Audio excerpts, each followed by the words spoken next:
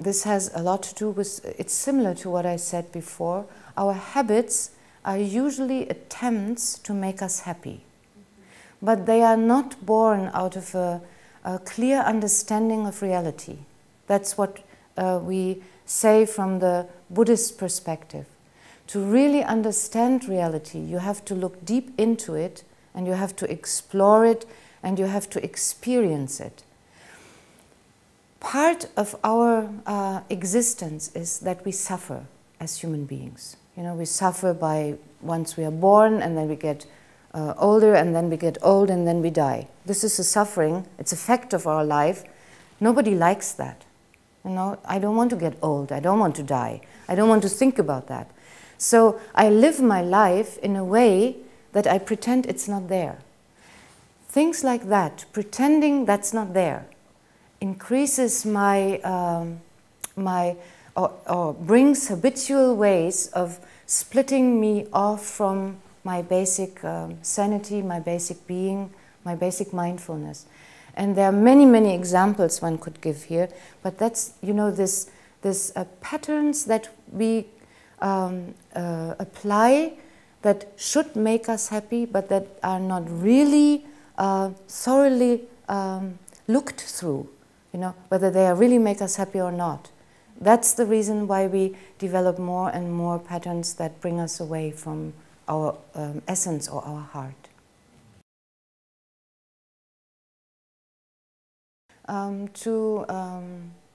To really find out about that, I think it's better to first find out only in ourselves. And then if it's true for us, it could be maybe possible for everybody. So here's again a little story, maybe very helpful. Imagine you come home from work and you have 2 bags with shopping, you know, and you need to get your children from the kindergarten, and the bus is already coming. You see the bus coming and you are last minute, so you run, and then suddenly someone bumps into you and all your shopping is on the floor and you fell down. And the moment you get up, you are about to shout, "You idiot! Can't you be more mindful?"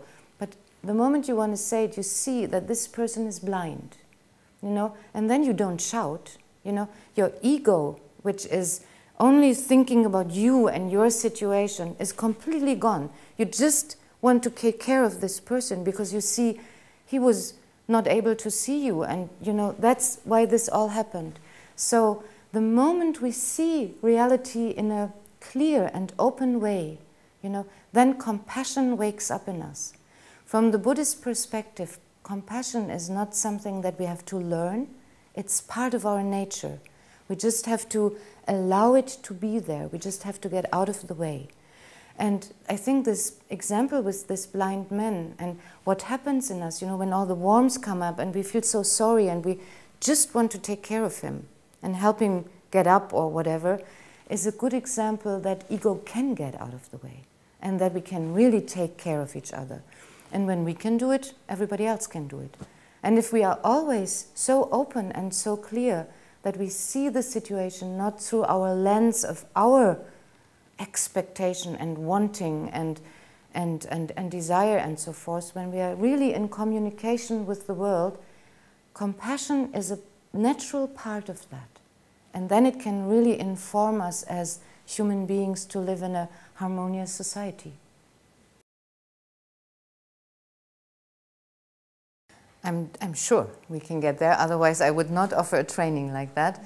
These keywords, or these, you know, like compassion or gentleness, friendliness, non-aggression is the word, they are actually part of our basic nature. That's what the Buddha discovered. That's where the Buddhist view on human beings and on life in general comes into play here. When Buddha sat down under the Bodhi tree, he discovered that our basic nature is full of warmth, you know, that responsiveness, empathy with our experience, that our mind naturally wants to respond. It doesn't want to set boundaries, it doesn't want to be aggressive, it wants to communicate.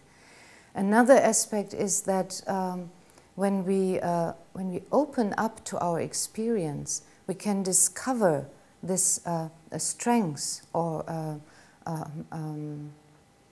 intelligence, you can say, a clarity to understand life.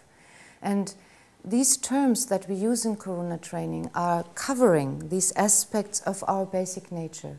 So what we do in the training is we have methods, we give talks and we have discussions, but we also have methods to find them in our own experience. That's the main thing. It's not so much believing it, it's really finding it in talking to another person. And I have done, we are offering Karuna training now since 14 years, I think. Many, many trainings, especially in Germany, but also in France and in the Netherlands. And people really experience that. And after 3 or 2 years, they go into their daily life and they are really changed. They know how to invite friendliness and non-aggression in a communication, or in their work life, or in how they treat their children.